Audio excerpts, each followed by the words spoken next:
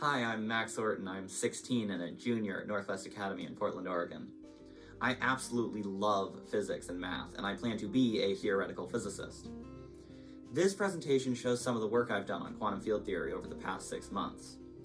My physics teacher at my school has a cosmology background, so he's been helping me where he can, but it's definitely not his specialty, and everything in this presentation is stuff I figured out on my own. If you're a physicist or a mathematician and you notice a flaw in my math, please reach out to me. I have some doubts about the equations that I'm using. They're all homemade, so the only confirmation I have that they work are the proofs given in the presentation. I also hope that this presentation can connect me with some other people who love quantum physics. It would be great to someday find a mentor who can help me take this work further. Figuring things out on your own is fun, but Wikipedia articles and Leonard Susskind books can only take you so far. Thanks so much for watching. I really appreciate it. Before we do anything else, we're going to just define the picture of quantum mechanics we're going to be using. I am pretty sure that it is the Heisenberg picture, but it is the picture that we're going to be using, the picture that I tend to use. We have a set of state vectors, psi, and each psi represents the entire dynamical evolution of a system. This is space-time, so space-time, or the entire dynamical evolution of its wave function. These squiggly lines stand for the wave function in the past and future, and we're assuming that the particle was located at some time, say, t equals 1. Okay, so the idea is these wave functions stand for the whole evolution over time, and then we have a set of operators which are going to measure various properties of this wave function at different times. This is the time-dependent operators that make me pretty sure this is the Heisenberg representation. So we have some collection of operators, x of t, that are going to, and more operators besides, but these are the ones that I'm going to be using for most of this analysis, at least at the beginning. These are the position operators. They're going to be measuring where the particle is at various times t. And we have a more general collection of operators, dubious notation here, that measure all kinds of different properties. These operators, the t parameter in here, is time, and it's determining when you're measuring said property. Now, these different operators at different times are obviously not independent. They have some sort of a law that relate them, and that law is pretty easy to see. The idea is, first thing, and we're just going to take this at face value, is that if you take a state psi and act on it by e to the I h delta t, where h is the Hamiltonian, it is going to shift forward in time. So if this was the initial state, and some squiggly things in here, then the final state is going to be shifted delta t into the future. So this shift right here was delta t. All right, so that's basic idea how these operators work. Now, our plan is that if we want to measure the position of the particle, I'm just using position because it's a pretty standard operator, easy to think about, and very importantly, easy to draw. If we want to measure the position at time t, say we have our particle here, it has its light cone and some squiggly wave function going on, and this right here is time t. We want to measure it at time t. Now, we could just define a new operator x of t and some eigenvectors and eigenvalues, but it doesn't really help us compute things very much. Instead, what we're going to say is that x of t is related in some way to x of 0. So how is it related? And we can define x of 0 to be whatever we want, just we have to start defining things somewhere.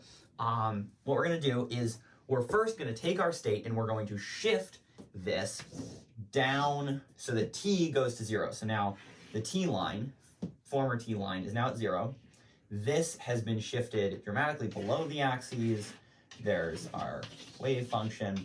And this we accomplish by operating on psi. This is how we're measuring x of t. By e, I'll write this bigger and elsewhere. I don't need this picture anymore. You get the idea. We're going to do this by operating on psi by e to the minus IHT. Then we're going to measure the position at 0, and then we're going to shift it back up to get everything back where it was. That's just so that eigenvalues still satisfy an eigenvalue equation of L on L equals L on L, and not some weird L on L equals L times a time-shifted version of L. Not as nice. Okay, so get rid of all that. This is almost the equation that we're going to be using our heads off in the derivation of the equation that we're actually going to be using for most of the presentation. We're going to do one more thing. Our equation right now states that x of t equals e to the IHT x of 0 e to the negative, here, I'll rewrite this a little bit farther down. X of t equals e to the IHT, moving the state back up, times x of 0 times e to the negative IHT. Next off, we are going to think, because this is a difficult to work with equation, difficult to show that something just derived it, and we're going to try to show that something else is equivalent to this equation. We're going to think about this in terms of derivatives, the general trick of calculus. So x of t plus epsilon, and this is effectively a definition because who said this had to be true with quantum operators? Woo, there. Is x dot of t. Now that's our definition of the derivative. I'm going to erase it because I need room to symbol manipulate. Instead, we're going to plug this into here. So x of t plus epsilon is equal to e to the IHT times 1 plus I epsilon h. We're going to be shifting down pretty soon because we do not have enough room on this board, times x of 0 times e to the negative IHT times 1 minus I epsilon h. Okay, so we get a number of different terms from this. Our first term is going to be where both of these ones come together. So that's going to be e to the IHT. You know what? I'm not going to write it out in detail. That times that is the same as this definition. We get x of t. That is good. That means that things don't change unreasonably quickly and that a small change proportional to epsilon stays proportional to epsilon. Next, we're going to get this times this times this times this times this times this one. So we're going to get this factor with the epsilon, but not this factor. That is going to give us a term, this, and this give us x of t. Just so we're all on the same page here. So that means we're going to get x of t times I epsilon h x of t. Note that the h is on this side of the x for the positive term. Our next is the negative term. We have the 1 and the minus IH epsilon, plus these terms shifting x to x of t. So this is minus I epsilon x of t h. This is our equation. This is our equation, and coupling with our little definition of the derivative from earlier, we get that the change in x dot of t is equal to I from here. Epsilon cancels from our definition, x of t cancels from our definition, and this we recognize as just the commutator of h with x of t. This is the equation we're going to be working with. This is the equation that, number one, entirely summarizes this structure we're using. State vectors represent the whole evolution over time, operators that can measure it at different times. This describes how the operators at different times are related, infinitesimally separated times in this case. We're next going to be showing that a certain equation, I'm writing it up on the board right now, and it's not going to make particular sense because it doesn't, I haven't defined any of the concepts that are going into it right now. Probably going to feel a little weird, some of the parts of it, because shouldn't this always be true or maybe never be true, but turns out it is this, we're going to be showing this equation right here is equivalent to this. I do not have a general proof for you. I'm working on a general proof, but I have a proof that works for all of the structures that we're ever going to run into in this presentation, because we're going to be dealing with scalar boson fields, and this equation is equivalent to this in the case of a scalar boson field, so that's all we're going to need to work with.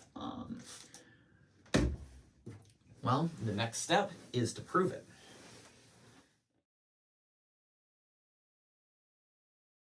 Now, I threw an equation up on this board earlier last section. Is Q dot sub I. I would be shocked if you did not recognize it. It's not a very obscure equation, minus the little psi sitting out here in front of it. However, before I actually go into deriving this equation and showing that it's equivalent to the equations that we've already come up with, I should first explain what this equation even means, what it is, because it's not entirely obvious what this should be from the start. That is because this equation actually exists in a different space than the Hilbert space we've been talking about up till now. We're going to do a lot of space hopping right now. We are going to start in our standard, Hilbert space. I'm not going to finish writing that word. Standard Hilbert space, and then we're going to jump to a much bigger space. A much bigger space that's much easier to describe, completely independent of the Hamiltonian. And then we're going to describe this as a subset of this space, the subset of allowed states, as they are. So that's where we're going to go, and we're going to show that that subset follows the equation I just wrote up there, and that that subset is equivalent to saying that they obey the Schrodinger equation, or the equations that we've been putting up on the board with operator derivatives. Okay. Let's describe what that larger space is exactly, and I'm mostly going to do it with pictures. We had our space-time, and we were talking about how a particle, say it's localized at one point, because that means I'm not just drawing squiggles all over the board, just drawing squiggles over part of the board, much more organized. And particles localized at some point, I'm going to say capital T. I'm henceforth going to label this axis capital T and this axis capital X, with lowercase t and lowercase x's being denoting points in space-time. That notation will last until very, very soon from now when I forget that that's what I'm doing. But until then, that's the notation we're using. So this is some point that it's localized at, and it spreads out. Now, I've been making the underlying assumption that this whole structure is determined by the fact that it's localized at that point. In other words, there's only one wave function that spreads out like that. And likewise, if I had some other wave function defined on a given, defined at a given point, there'd be only one set of wavy functiony things coming out that would be allowed by whatever laws of physics we're using. Now, effectively what we're going to do now is get rid of the laws of physics. That's the basic structure of this. So instead of having our state that's localized here have some very distinct thing that it could go to, it could go to anything. It could go to some squiggly thing within something that's not even the light cone. It could go outside the light cone, disobey special relativity, and go all over the place. And there are no laws of physics here. That's the basic idea. In other words, we are saying that our little relationship that we've been working with, the one where a state here, I'm just going to draw the light cone for now, shifted by some delta t up to right here, is not, does not correspond to this relationship. That's what we're basically saying. We're now just saying any state vectors. Any state vectors are allowed. We don't care anymore. Operators acting on those state vectors at different times are completely independent of one another. And this space, assuming you have the same number of degrees of freedom between any two quantum systems, is equivalent between any two quantum systems. Because we're even getting rid of the canonical commutators.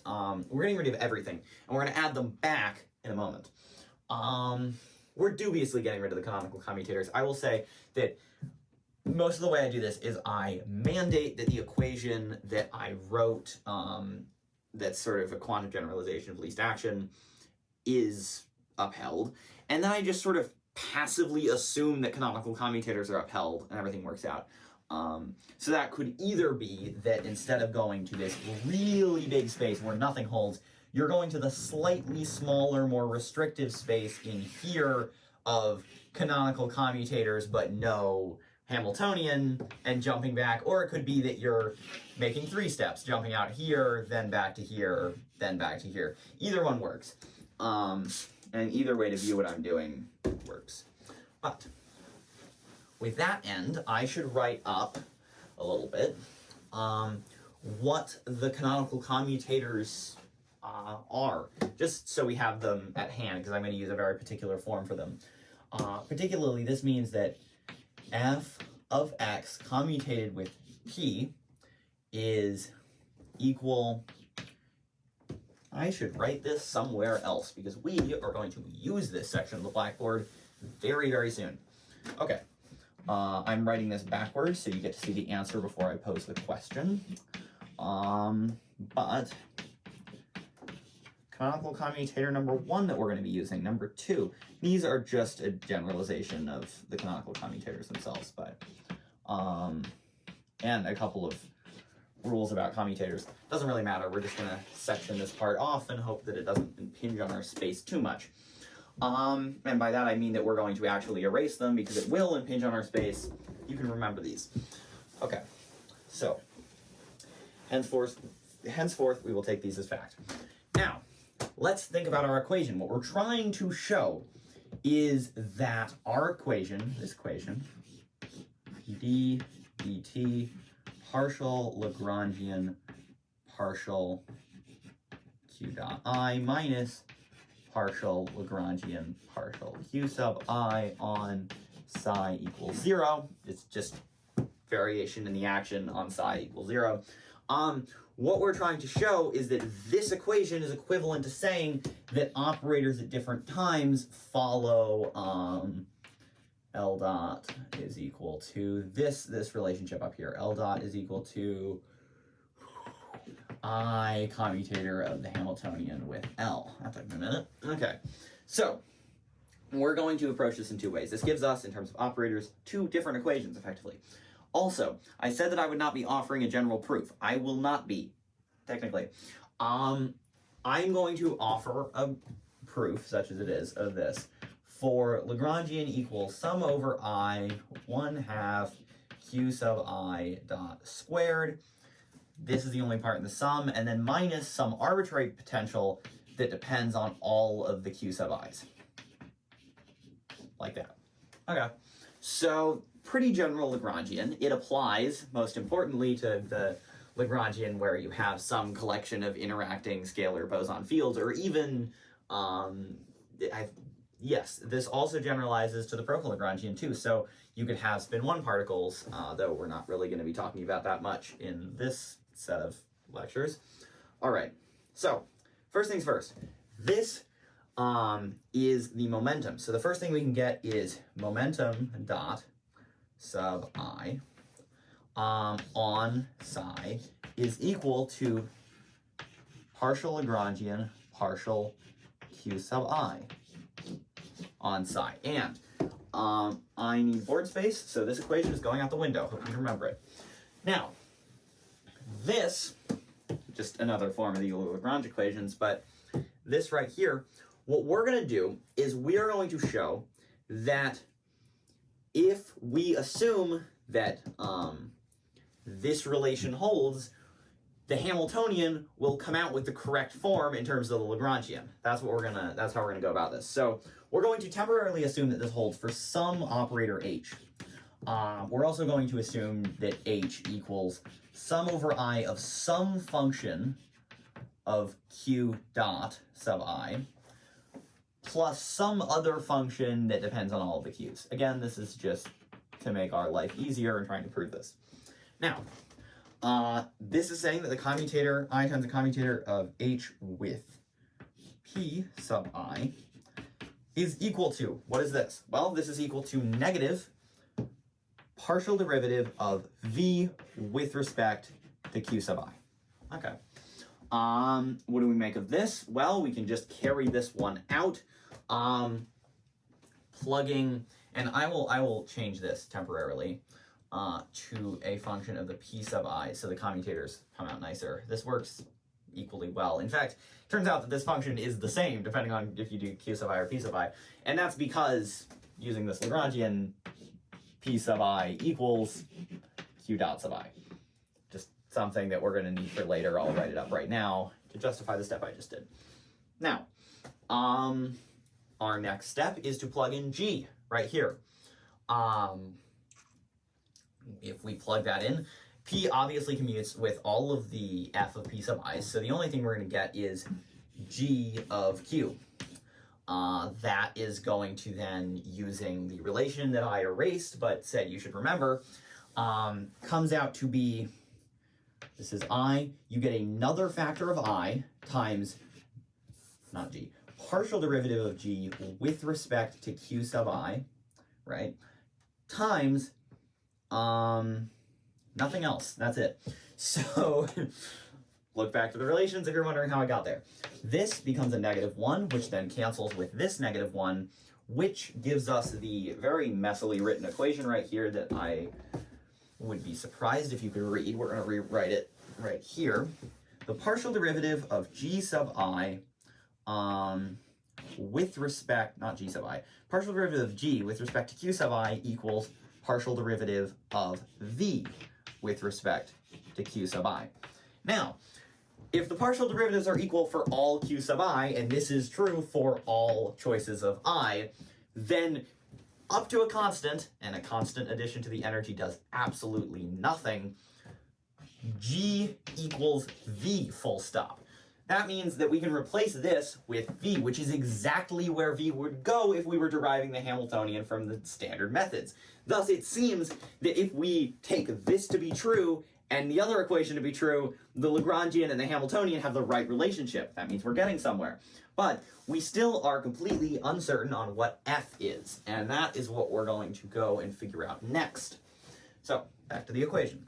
We have d dt, partial Lagrangian, partial q dot I minus partial Lagrangian, partial qi on psi equals 0. And this is true for all choices of I. I didn't put that at the start, but I'm assuming you assumed it when we had a free index floating here. Now, our next goal is to show that this also picks a form, the correct form, for the f of p sub I. That's what we're going to do. So, let's get to it.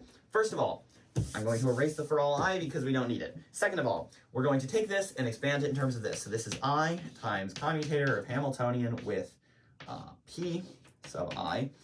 There's a lot of i's floating around here. Some of them are indices, some of them are imaginary numbers. I hope you can keep them straight because the ones that are indices are subscripts. Okay, this is then equal to partial Lagrangian partial q sub I. Now, that is exactly the same as what we did before. What's different, and there's a bunch of implied acting on sides here that I don't want to write.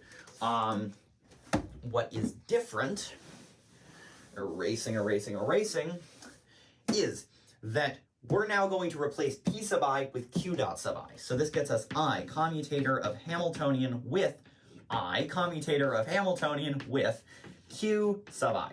Okay, that's a little weird. Let's roll with it. Next step, this is equal to, again, some acting on size, don't want to write them. Partial Lagrangian, partial q sub I. That is, again, negative v, not v, negative partial derivative of v with respect to q sub I. Great, but we're going to go a step further, a weird step further, bear with me, and call this I times the commutator of v and p sub I. Okay. Our next step, we're going to cancel the i's because we don't need them and don't particularly want them. Also, in order to use the canonical commutator relations I threw up on there a while ago, we're going to swap around q sub I and p sub I. Q sub I, not p sub I, and h, that's what I meant, which picks up us a negative sign, which we're then going to ignore and throw over here because it doesn't matter. Anyway, next step. What is the commutator of q sub I and h? Commutator of q sub I and h is partial derivative of h with respect to p sub I. Things are getting confusing. There's also a factor of I that comes in. But we're almost in the home stretch. So this gives us partial derivative, this gives us I, right, times partial derivative of h with respect to p sub I. Partial derivative of h with respect to p sub I is f prime of p sub I. That's the only place where each of the p sub i's comes in. So I'm going to cancel the I on each side of this equation, and we're going to rewrite this with f prime of p sub I. Almost done. Now, what is the commutator of f prime of p sub I with h? Well, any function of p sub I commutes with any other function solely of p sub I, so this whole term doesn't matter, and we can replace h with v. Now, I think you can see where this is going. What is f prime? What is f prime? F prime is equal to p sub I, because every other part of this equation is the same. So we can cancel the commutator, cancel the v, get f prime of p sub I is flat out equal to p sub I. That means up to a additive constant that does not affect the energy, or that affects the energy but does not affect the system or the dynamics or anything important, we get f of p sub I is equal to 1/2 p sub I squared, which is exactly what we want. This is the same as 1/2 q dot sub I squared. Does that look familiar? How would I substitute it in here? This is just the Hamiltonian. This is the standard definition in terms of the Lagrangian. So what have we just shown? We have shown that if you start with a collection of states that have any arbitrary time dependence, where the operators do not have to follow this version of time dependence, because the states, if they are defined in one way at a given point in time, it can be defined any other way at any other point in time. If you then restrict that they are in the null space of this operator, the operator that represents the variation in the action, very suggestive operator, if you mandate that they are in the null space of this operator, these equations, and thus the Schrodinger equation, and thus all of quantum mechanics falls right out of it. Now that we have proved this equation actually is equivalent to the Schrodinger equation and equivalent to stuff in the Heisenberg representation too with operators, we're now going to use it to make some actual calculations. So we're going to start with a Lagrangian for a scalar boson field. We're going to do 1/2 partial mu phi partial mu phi minus m squared phi squared. Okay. Now, you can probably tell from how I wrote the Lagrangian, but I will still write that h bar equals c equals 1, obviously. Also, eta is 1, 0. We're using the mostly negative matrix for this one. Don't think that's... Oh, I need to not use my own weird notation and use actually intelligible notation. Nice thing about doing math on your own is that you can call the identity matrix 1 sub 3 when you want to, but I sub 3 negative, this stands for a 3x3 block. All right, so we're going to be using those same conventions all the way through. And this is the form our Lagrangian takes with them. I have a very fun derivation we're not going to do that shows this is the only linear scalar boson field that obeys locality and some other basic constraints. It would be fun. We're not going to do it, unfortunately. However, we are going to apply our equation to it. That is, we're going to say that, and you can derive the field theoretic version of the Euler-Lagrange equations from the standard Euler-Lagrange equations. I'm not going to do that here.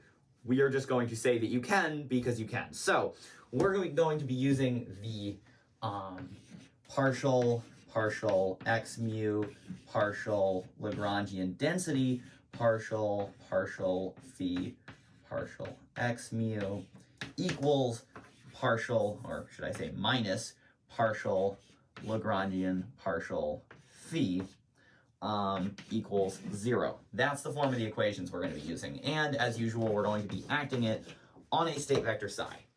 Okay, so what does this become? Let's see.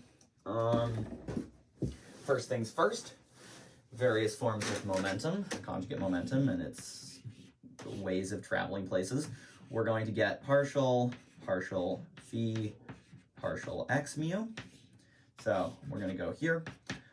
This is just partial upper mu of phi. Over on this side, we're going to get partial Lagrangian partial phi is equal to negative m squared phi. There we go. This factor of 1/2 has come in handy twice.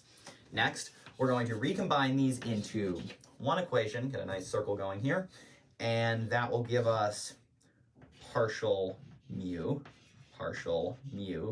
minus, not minus, plus m squared all on phi, all on psi is 0.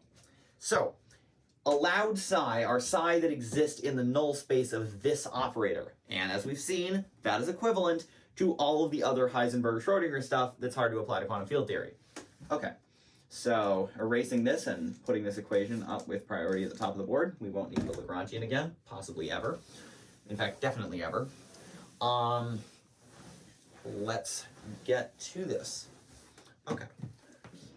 Partial mu plus m squared on phi on psi equals 0. That's our equation. Henceforth, we are going to drop the psi. It is there. However, it is everywhere. We are not going to need to specify exactly where it is.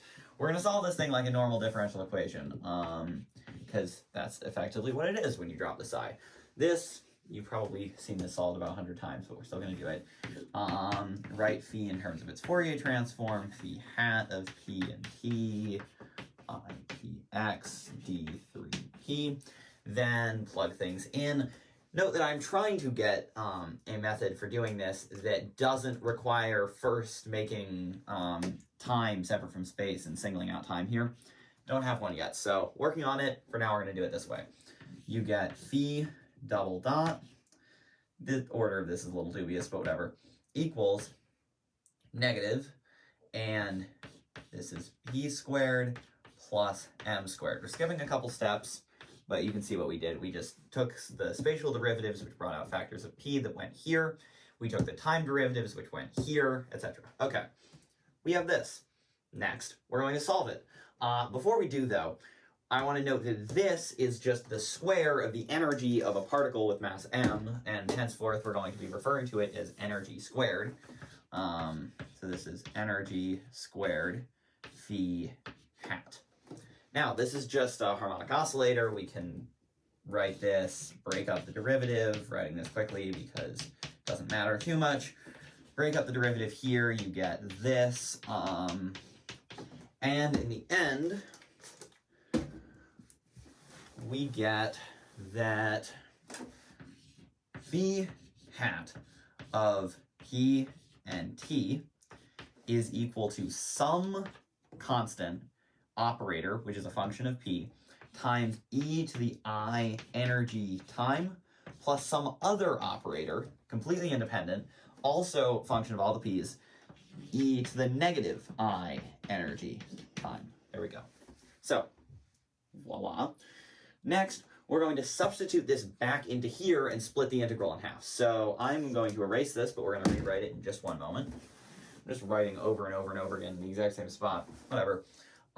This gets us that phi is equal to one integral, which is a times e to the I times energy time plus px d3 d3p, where again, energy is a function of p, a is a function of p and is also an operator, and this is plus a second integral with b times e to the negative I, not negative I, times I negative et plus px, d3p. Now, integrating over p in the other direction picks up a negative sign here and picks up a negative sign on the interior of this function. I'm not even going to notate that because it doesn't matter.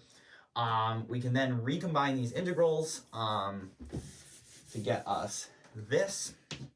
From here, note that if phi equals phi dagger, this must be a dagger. A dagger. And now we're going to do something a little bit weird. We have this form. This form is great, but it's not as far as we're going to go. We're going to write it in a no longer Lorentz invariant kind of strange way just for a second so we can get at particle creation and annihilation operators.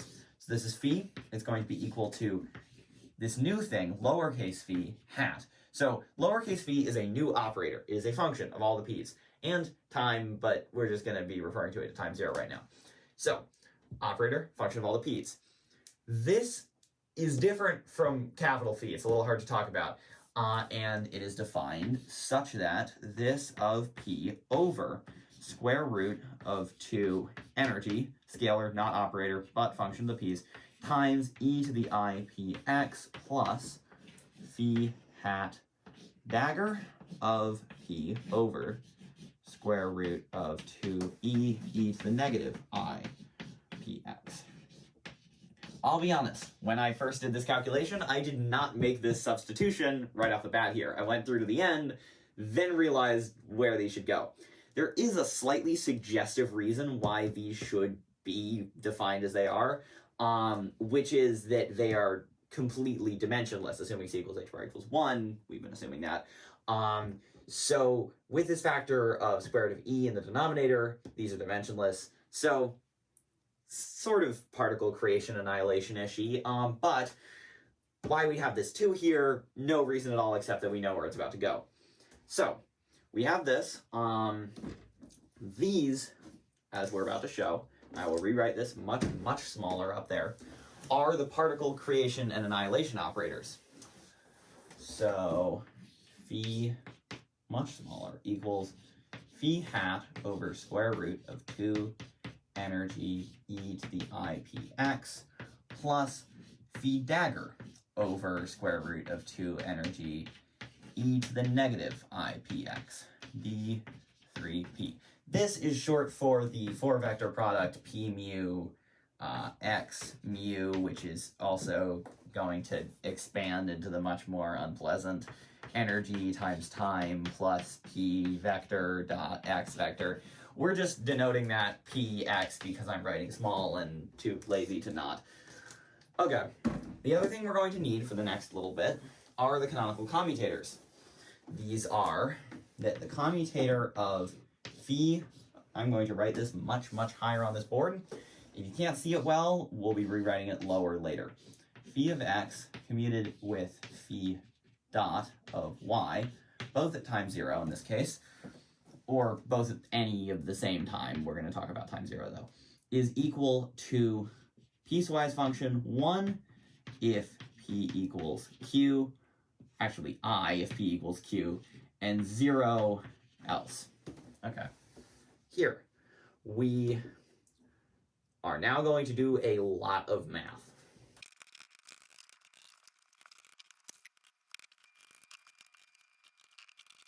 Now, if we assume that this commutator, phi hat of p, phi hat dagger of q, is equal to the Dirac, or not even a Dirac delta function,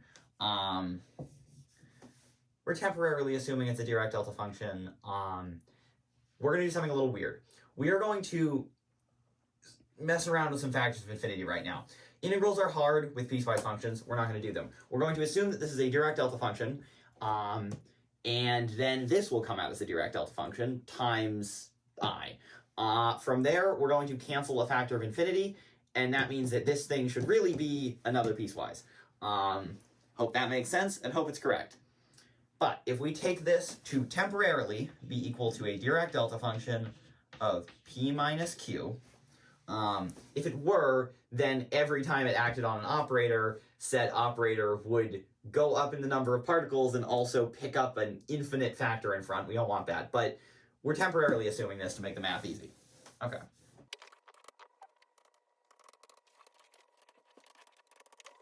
Also, I'm going to go through and add a factor of I in about 100 places that should have been there from the start. So I should be here, I should be here, I should be here, I should be here, I should be here. Great. Something else to note about this. I have done the usual convention of h bar equals c equals 1. I'm doing something weird though. This is also equal to the square root of 2 pi. What I mean by that is every time these equal signs are true up to some power of the square root of 2 pi. I've written a whole ton of stuff like this and all sorts of things that aren't quite true. They're mostly true. There are some factors of 2 pi in there. I'm not keeping track of 2 pi's. So if there is any power of 2 pi missing in this equation, that's because I'm dropping them all and don't want to think about them right now. Anyway, now, if we're going to do some bizarre little if statement kind of thing, we're going to use this to say, erasing a whole ton of stuff, is this. First off,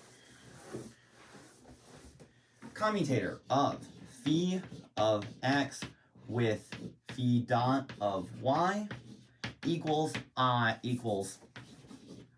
I if x equals y 0 otherwise.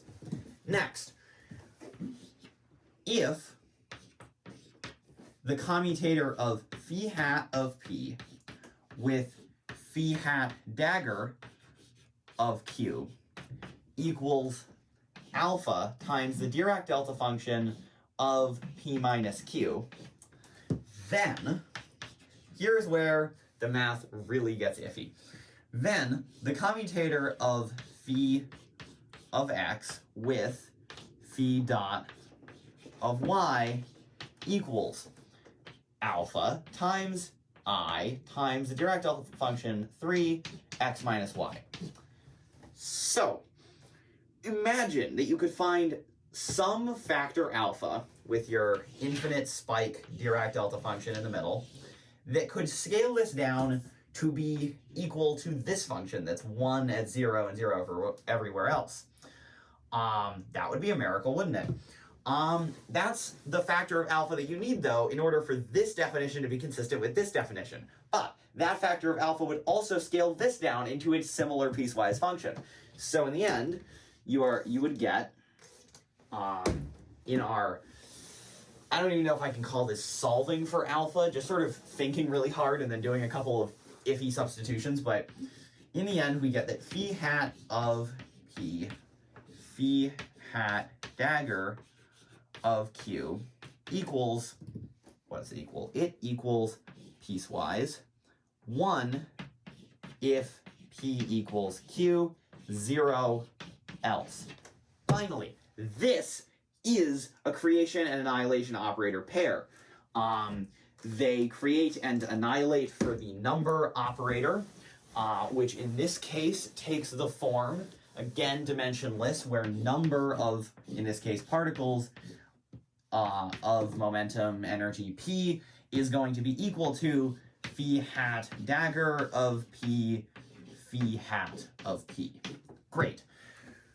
Our next step is to show that this actually means anything, because it is one thing to have creation and annihilation operators that sort of happen to appear somewhere in your Hilbert space. It's another for them to be equal to the Hamiltonians. So, and that's what it would really take for these to be particles. That and have the right constant out front. That last is debatable whether it's actually necessary, because I'm not sure how many ways there are to dimensionally consistently create an energy out of these things, but whatever. That's a problem for another day. Okay, so the energy in this system, I could derive it from the Lagrangian, or I could just say it. I'm just going to say it, is equal to phi dot squared plus gradient of phi squared plus m squared phi squared. Plugging in our definitions of phi in terms of the creation and annihilation operators and doing a whole ton of steps that I am too lazy to write out right now, it would take an hour, we get tons of commutating and Dirac delta functions and other things, but we eventually do get that energy is equal to integral of, for the sake of lack of redundancy, I'm going to call this thing by its true name, which is Hamiltonian, and use energy the way I was using it seconds ago in the earlier thing. So energy as a function of p is equal to the square root of p squared, etc., plus m squared, that sort of thing. Energy times phi dagger of p, phi of p, that's the number operator, I'll write that in a second, plus some mildly annoying factors out here. They come out to be something to the effect of, I believe, plus energy over 2 or something like that. This is irrelevant, which is why I don't remember it. Constant factors don't affect the energy, so we can ignore it. And this gets us number operator as a function of momentum, d3p. What is this telling us? This is telling us that the energy is just the number of particles with momentum p multiplied by the energy of momentum p, or energy of particles with momentum p. So this really is the energy that you get from particles, not from fields. This is the whole particle-field duality that we've been looking for somewhat since the beginning. So what we have just done is we have started out with a field, used our equations, gotten some harmonic oscillation going, and then used that to derive particles that have the correct energy and mass, correct energy depending on their mass and momentum, to be real particles. This is how particles appear in the real world, or mostly the real particles are fermions, but we can ignore that. So this shows that this equation, at least in the case of a scalar boson field, does give the right answer, particles coming out of fields.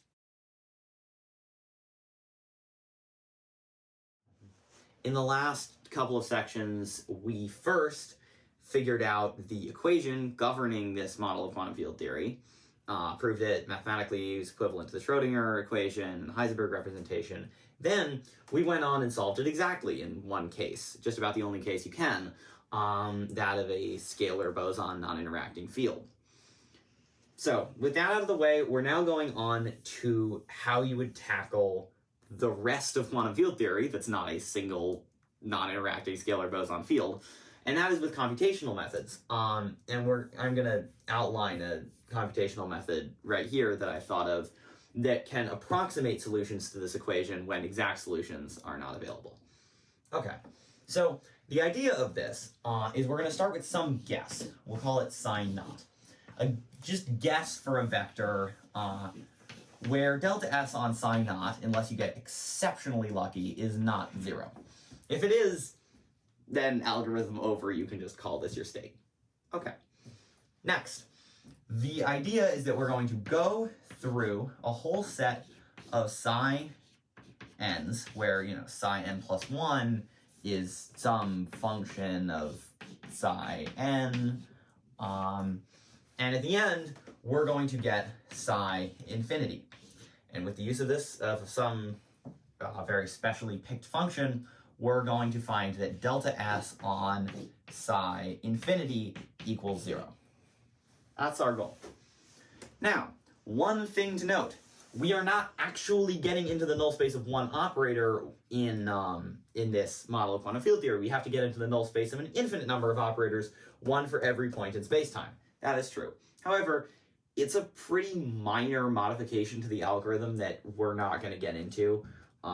You can change this into an algorithm that does it for infinitely many operators without much trouble, assuming you're discretizing space and momentum space and all that to get a not quite infinite number of operators, which I assume you would for any sort of computational method. Okay, so what is this updating rule for psi n plus 1 as a function of psi n?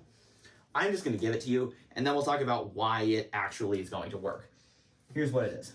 Psi n plus 1 is equal to psi n minus the projection onto delta S psi n, delta S, of psi n. That is our updating rule. Now, we are going to, in order to prove that this really does result in a psi infinity that is in the null space of this operator, we're going to go about proving two things. And to do that, we're going to go about breaking psi n into two parts. These two parts are as follows. We are going to say that psi n is equal to one vector that's entirely in the image space, is in the image of delta S. So I'll call it I sub n for image. Plus, we'll use eta because n sub n is not going to be a nice thing to say. Eta sub n, which is in the null space, where eta is reminiscent of an n standing for null. So we'll just say I component of image delta S, eta component of null delta S, and that makes our goal a significant bit easier to prove. Here's what we're going to say. First off, eta naught is equal to eta infinity. It does not change over the course of this process. Also, I infinity is 0. So, if eta naught is part of the null space, and eta infinity is equal to eta naught, then eta infinity is part of the null space. If I infinity is 0, then psi infinity is eta infinity. If eta infinity is in the null space, psi infinity is in the null space. So, proving these two is equivalent to proving that psi infinity is in the null space. Okay. And again, as usual, proof in this sequence of lectures has a pretty loose meaning, which just means show is true. We're not going to go too much into mathematical details as long as things make sense. Okay, so we have this. We're going to break this down. First off, we're going to prove this. That's our first thing. We're going to prove that the etas don't change during this updating process whatsoever. That is actually going to be exceptionally easy, as we'll see. So, first off, let's not erase this, but move it up here. Psi n equals I n plus eta n. Now we can erase this. And move down here. So, let's think about this. Psi n plus 1 is equal to, for one thing, this is going to be I n plus eta n. I'm skipping a step here, but I think you can all see what I'm doing. Minus our little projection term, delta S psi n. Great. So, the projection onto delta S psi n could also be written as something. That something becomes very important when we're dealing with in, or at least a little important, but it's completely unimportant for this, so we're just going to call it alpha and move on. Alpha times delta S on psi n. Now this is a vector, and this is all we need to know about it. In fact, for the entirety of this presentation, this is all we need to know about it. This is a vector that lives in the image. Full stop. Done. So, if this is a vector that lives in the image, it's not going to affect this whatsoever. It's going to combine with this because it's the one that it shares basis vectors with. So, if we split psi n plus 1 into a component in the image and a component in the null space, we're going to get in the image I n minus alpha delta S psi n, and in the null space, we're just again going to get eta n. Thus, eta n plus 1 is eta n. Carry that out, do the simplest proof by induction that has ever been done known to man, and you get that eta infinity is eta 0. Okay, so that was the easy half of this. That's just showing that the eta n is not affected. So if we can show that the IN goes to 0, we'll really be in business.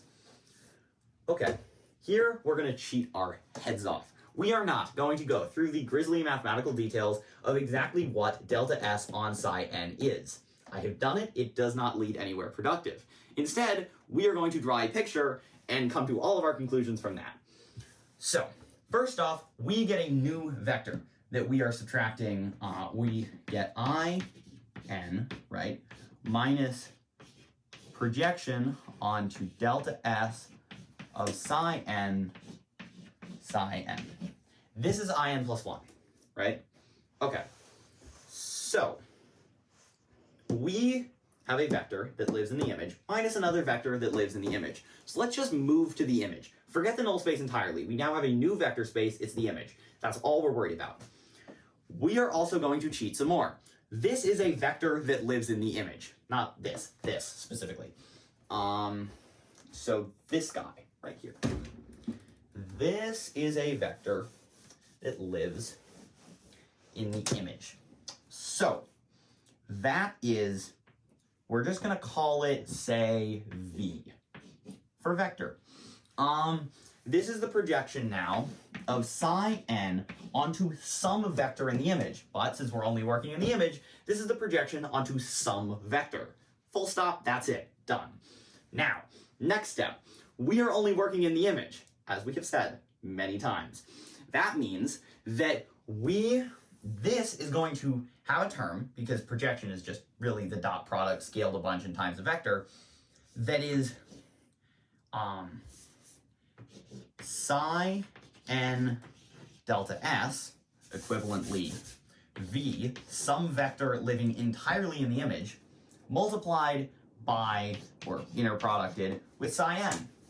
What is this going to do? Well, we know that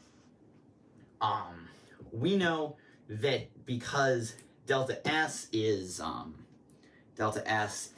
a Hermitian operator, various eigenvectors and values, eigenvectors specifically, are orthogonal. We can say that this is only going to incorporate in. A to n is going to vanish. So this is equivalent to v on in. Great. Now we are actually solely working in the image, which we've been building to for a long time. We're here now. Okay. To be honest, I don't even think that it matters that delta S is Hermitian, but it might, so I'm still going to throw it out there. So this is the projection of I sub n. Bam. So this is I sub n plus 1. Something very useful about vector spaces. 0 is the only vector whose length is 0. Somewhat obvious. So we don't actually need to prove that I sub infinity is 0. We just need to prove that the length of I sub infinity is 0. Okay, a little bit easier. We're just modeling this as a random vector, so let's cut through the image space with a plane that incorporates v, incorporates in, and that's it. It's a two-dimensional plane. So incorporates a big slice. It has one vector that is in. I know these are complex vectors, so you can't quite do this, but you could cut through it with a four-dimensional plane or something and do something similar. This is close enough. And v. Again, this is why I'm saying I'm not proving things, I'm just showing they make sense.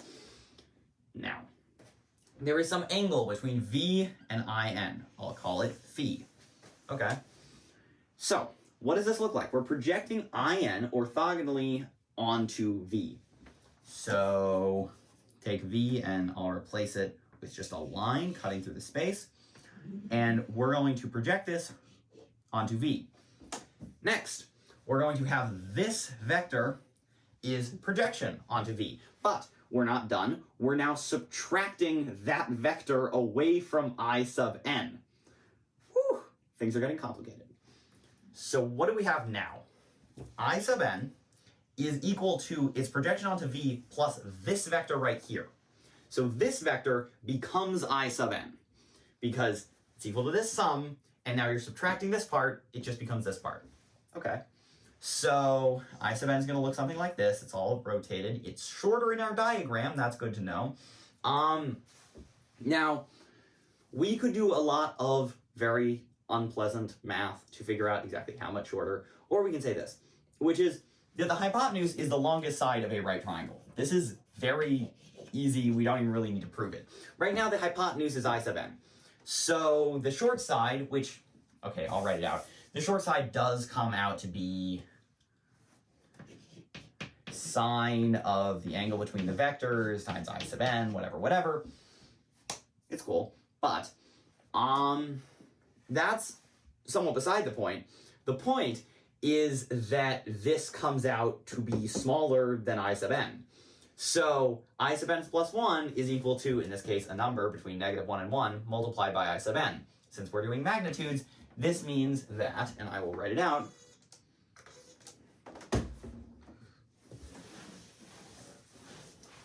the magnitude of I sub n plus 1 is equal to, oh, this should be a magnitude bar, is equal to sine of phi, for some phi, times I sub n.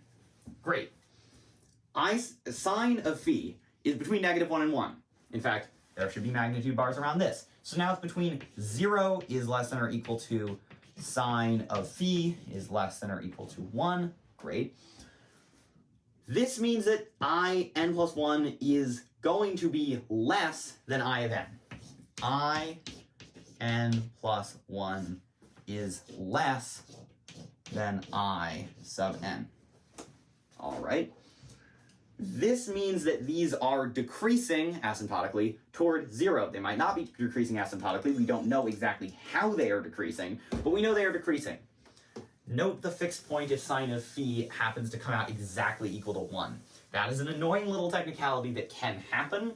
If it does, you just have to pick a new psi sub n. I think that the probability of hitting one of those fixed points is incredibly small, because that means that your psi sub n happens to come out just remarkably as a eigenvector with eigenvalue 1 of delta s, which is an astronomically small probability. In a lot of setups, it probably doesn't even have an eigenvector with eigenvalue 1 if you discretize things right. So you shouldn't run into any problems there.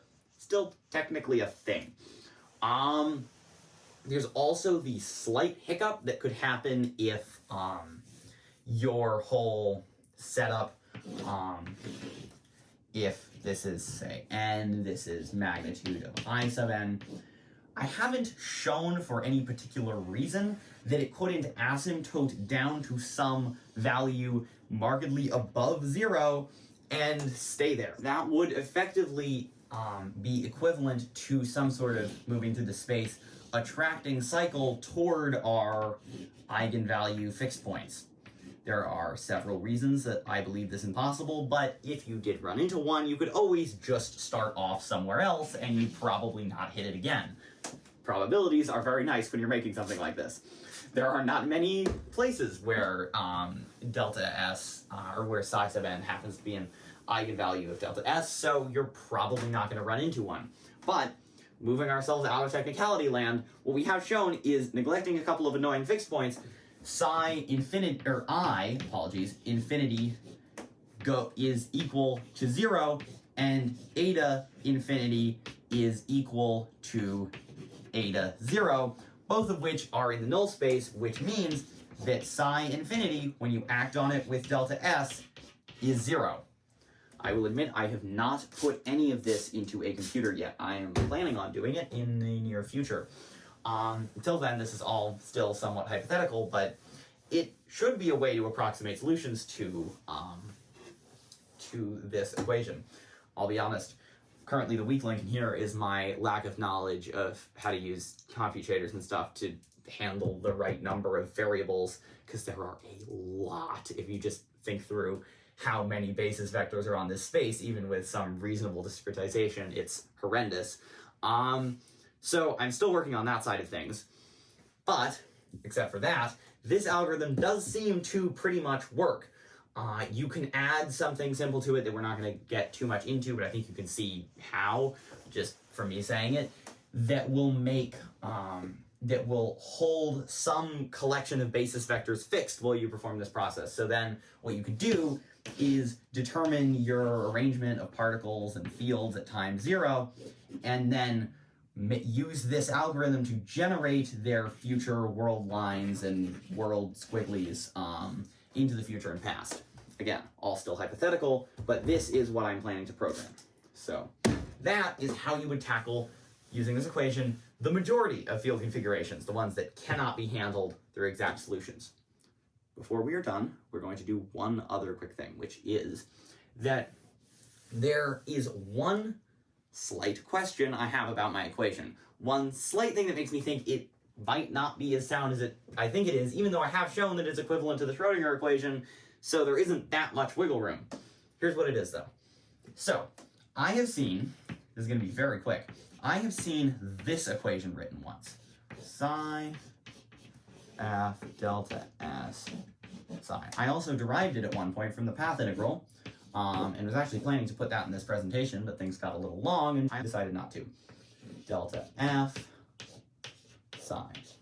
Now, pretty simple, but significantly more complicated than the equation I have. This equation does seem to cast some doubt because, unless I am very wrong, it just flat out contradicts my equation. Of course, since my equation is equivalent to the Schrodinger equation, that means it should contradict the Schrodinger equation too. I'm not entirely sure how things work here. It doesn't quite make sense to me, but this goes, at least the structure of this equation makes sense. How it's related to the Schrodinger equation, much less so. How it can coexist with my equation, since that one coexists with the Schrodinger equation, no idea. So either this equation is working under a completely different principle that I don't know, or something else, but this does cast some doubt on the fact that my equation, which seems to contradict it, would actually work. Other than that, the equation does seem to be sound. As you've seen, it reproduces the Schrodinger equation in at least one case, and that case happens to encapsulate the scalar boson field. I'm also working on a proof more generally, but do not have it yet. So that is summarized some of the work I have so far done on quantum field theory over the past half a year or so.